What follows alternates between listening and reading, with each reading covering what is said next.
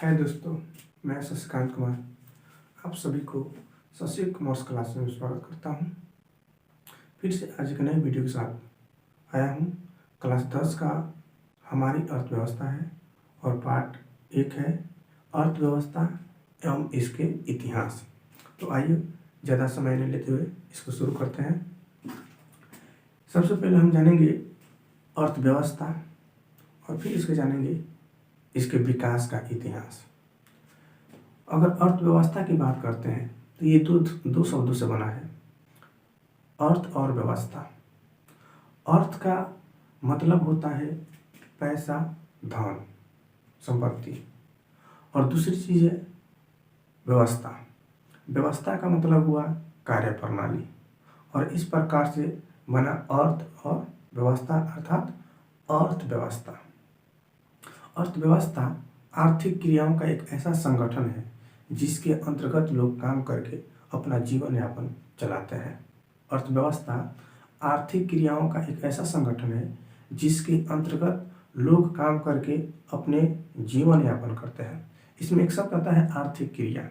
आर्थिक क्रिया क्या है? देखिए, हर मनुष्य अपने जीवन की आवश्यकताओं को पूर्ति करने के लिए कोई ना कोई काम से जुड़ा हुआ है, चाहे हम हो या कोई भी व्यक्ति हो।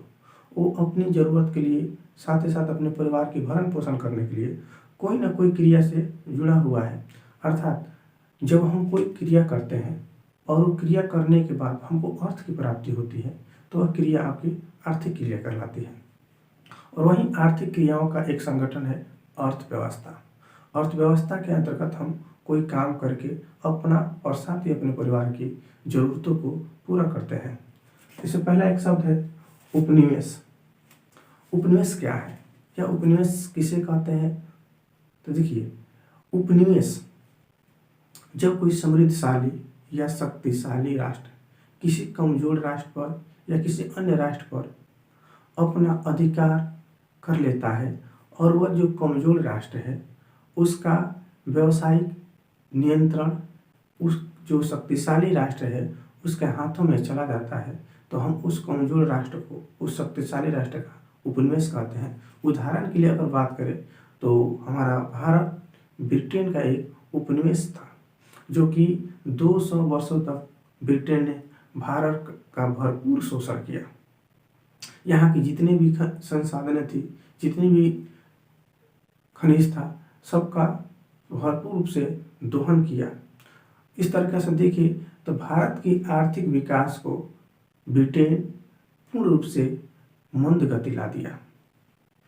दूसरी चीज कहते हैं इसमें अर्थव्यवस्था की संरचना या ढांचा। अर्थव्यवस्था की संरचना या ढांचा का मतलब क्या हुआ? अर्थव्यवस्था की संरचना या ढांचा इसके उत्पादन के विभिन्न क्षेत्रों से है। इसके उत्पादन के विभिन्न जो क्षेत्र हैं उसी के से मतलब इसका पहला है प्राथमिक क्षेत्र, द्वितीयक क्षेत्र और तृतीयक क्षेत्र। देखिए, प्राथमिक क्षेत्र को कृषि क्षेत्र भी कहते हैं। प्राथमिक क्षेत्र को कृषि क्षेत्र भी कहते हैं। इसके अंतर्गत कृषि, पशुपालन, मत्स्य पालन, वन अर्थात हमारे उत्पादन से संबंधित होता है। दूसरी द्वितीयक क्षेत्र। द्वितीयक क्षेत्र को हम औद्योगिक क्षेत्र कहते हैं। इसमें आपका जितना उद्योग हो गया, निर्माण हो गया, यानी जो कुछ भी प्राथमिक क्षेत्र से उत्पादन होते हैं और उसको हम जिस जगह पर ले जाते हैं, जिस फैक्ट्री में ले जाते हैं, उससे कोई अन्य वस्तु का निर्माण करते हैं। जैसे उद्योग में कुटीर उद्योग, लघु उद्योग और बड़े और मध्यम उद्योग इसके अंतर्गत आते हैं। तीसरा है तृतीयक क्षेत्र। इसको सेवा का क्षेत्र भी कहते हैं। इसके अंतर्गत कौन कौन सी क्षेत्र आते हैं? बैंकिंग, बीमा, संचार, व्यापार और अन्य सेवाएं इसके अंतर्गत आते हैं। इसको सेवा का क्षेत्र भी कहते हैं और द्वितीय को औद्योगिक क्षेत्र कहते हैं और प्राथमिक को कृषि क्षेत्र कहते हैं।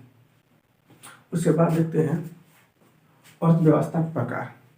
अर्थव्यवस्था के 3 प्रकार हैं: पूंजीवादी अर्थव्यवस्था, समाजवादी अर्थव्यवस्था और मिश्रित अर्थव्यवस्था। देखिए, अर्थव्यवस्था अपने में पूर्ण रूप नहीं है। जब तक इसमें किसी अन्य देश, किसी अन्य राज्य का या किसी अन्य व्यक्ति का नाम नहीं जुड़े, तब तक ये अर्थव्यवस्था क्या है, अपूर्ण है। और इसमें किसी राज्य का, किसी देश का अगर नाम इसमें जोड़ देते हैं तो ये पूर्ण रूप हो जाता है। जैसे चीनी अर्थव्यवस्था, जापानी अर्थव्यवस्था, अमेरिकी अर्थव्यवस्था, भारतीय अर्थव्यवस्था। पूंजीवादी अर्थव्यवस्था का मतलब क्या होता है? पूंजीवादी अर्थव्यवस्था क्या होता है? पूंजीवादी अर्थव्यवस्था एक ऐसी अर्थव्यवस्था है जहाँ पे उत्पादन के साधनों का स्वामित्व किसी निजी या व्यक्ति विशेष का होता है। पूंजीवादी अर्थव्यवस्था वह अर्थव्यवस्था है जहाँ उत्पादन के साधनों पर स्वामित्व किसी निजी व्यक्ति के पास होता है, उसे हम पूंजीवादी अर्थव्यवस्था कहते हैं।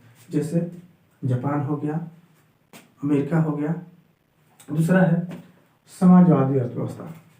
समाजवादी अर्थव्यवस्था वैसी अर्थव्यवस्था है जहाँ पे उत्पादन के साधनों का स्वामित्व सरकार के पास होता है और उसका उपयोग समाज के कल्याण के लिए किया जाता है।